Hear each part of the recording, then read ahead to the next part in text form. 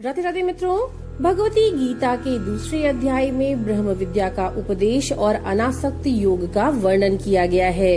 तो चलिए शुरू करते हैं भगवती गीता का दूसरा अध्याय। हिमालय बोले, माता वह कैसी विद्या है जिससे मुक्ति प्राप्त होती है? हे महेश्वरी, आत्मा क्या है और उसका स्वरूप क्या है, मुझे ये बताइए। पार्वती जी बोली, तात महामते, सुनिए, संसार से मुक्ति दिलाने वाली जो विद्या है उसके स्वरूप का मैं संक्षेप में वर्णन कर रही हूँ। बुद्धि, प्राण, मन, देह, अहंकार और इंद्रियों से अलग शुद्ध और अद्वितीय चित स्वरूप आत्मा मैं ही हूँ। ऐसा पूर्णतः निश्चित है। जिस ज्ञान के द्वारा आत्म स्वरूप का सम्यक अवबोध होता है वही विद्या है और उसी विद्या को ध्यान भी कहा जाता है।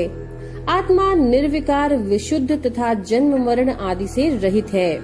वह आत्मा बुद्धि आदि उपाधियों से रहित चिदानंद स्वरूप, आनंदमय, परम प्रभा युक्त, पूर्ण तथा सत्य ज्ञान आदि लक्षणों वाला है।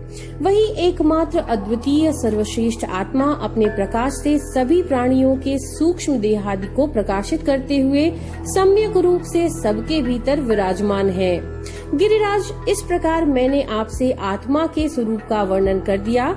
मनुष्य को एकाग्र चित्त होकर इस प्रकार के लक्षण वाले आत्मा का नित्य चिंतन करना चाहिए। देह आदि अनात्म पदार्थों में आत्म बुद्धि का परित्याग कर देना चाहिए, क्योंकि वैसी बुद्धि राग द्वेष आदि दोषों का मूल कारण है।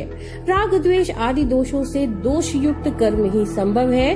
उनसे प्राणी जन्म मरण की प्रक्रिया से निरंतर बधा रहता है। अतः शरीरादि अनात्मा पदार्थों में उस आत्म बुद्धि का परित्याग कर देना चाहिए। ये सुनकर के हिमालय बोले, हे शिवे, राग द्वेष आदि से पापात्मक अशुभ अदृश्य पैदा होता है।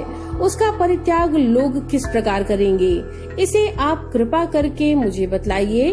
जो लोग दूसरे मनुष्य का अपकार करते हैं उनके प्रति वह व्यक्ति सहिष्णुता का भाव भला किस प्रकार रखे और उनके प्रति उस व्यक्ति में किस प्रकार से इष्टानिष्ट विषयक राग तथा द्वेष न हो। श्री पार्वती जी बोली, अपकार किसका किया गया, इस पर शीघ्र विचार करना चाहिए। उस पर विचार करने से द्वेष उत्पन्न ही नहीं होगा।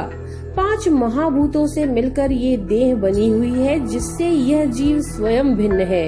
यह शरीर या तो अग्नि के द्वारा जला दिया जाता है या फिर शिवा आदि के द्वारा भक्षित कर लिया जाता है, किंतु आत्मा नहीं। जो इस प्रकार का ज्ञान रखता है उसका भला कौन सा अपकार हो सकता है। अपने आप में पूर्ण तथा सच्चिदानंद स्वरूप वाला यह विशुद्ध आत्मा न उत्पन्न होता है, न मरता है, न सुख दुखादि द्वंद्वों में लिप्त रहता है और न ही कोई कष्ट भोगता है। अतः शरीर के काटे जाने पर भी इस आत्मा का कोई अपकार नहीं होता।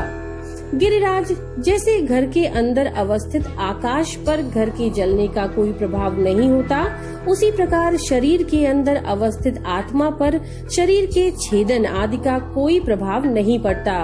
जो मारने में इस आत्मा को मारने वाला समझता है और जो शरीर के मारे जाने पर आत्मा को मारा गया समझता है, ऐसा सोचने वाले वे दोनों लोग ही भ्रमित चित्त वाले हैं, क्योंकि ये आत्मा तो न तो मरता है और न ही मारा जाता है। अपने स्वरूप को इस प्रकार जानकर और द्वेष छोड़कर मनुष्य सुखी हो जाए। द्वेष मन का संताप का मूल कारण है। द्वेष सांसारिक संबंधों को भंग करने वाला और मोक्ष प्राप्ति में विघ्न उत्पन्न करने वाला है। अतः प्रयत्न पूर्वक उसका परित्याग कर ही देना चाहिए। हिमालय बोले, हे देवी, यदि देह तथा परमात्मा स्वरूप जीव का इस लोक में अपकार नहीं होता तो ये दोनों दुख के भागी नहीं होते। तो फिर जिस दुख का साक्षात अनुभव होता है वह किसे होता है? महेश्वरी, इस शरीर में दुख भोगने वाला दूसरा कौन है? यदि मुझ पर आपकी कृपा है तो आप मुझे इस विषय को यथार्थ रूप से बताइए। श्री पार्वती जी बोली, ना तो इस देह को और ना तो इस परमात्मा स्वरूप आत्मा को ही दुख होता है। फिर भी यह निर्लेप आत्मा मेरी माया से मोहित होकर स्वयं में सुखी हूँ, मैं दुखी हूँ ऐसा मान लेता है। वह माया अनादि अविद्या स्वरूपिणी तथा जगत को मोहित करने वाली है। पिताजी, वह आत्म तत्व उत्पन्न होते हैं, उस माया से आबद्ध हो जाते हैं और उसी से वह राग द्वेष आदि विकारों से व्याप्त होकर सांसारी हो जाते हैं। महामते इस आत्मा अपने लिंग रूप मन जिसमें वासना निहित रहती है को धारण करके लाचार सा बना हुआ इस संसार में व्यवहार करता है।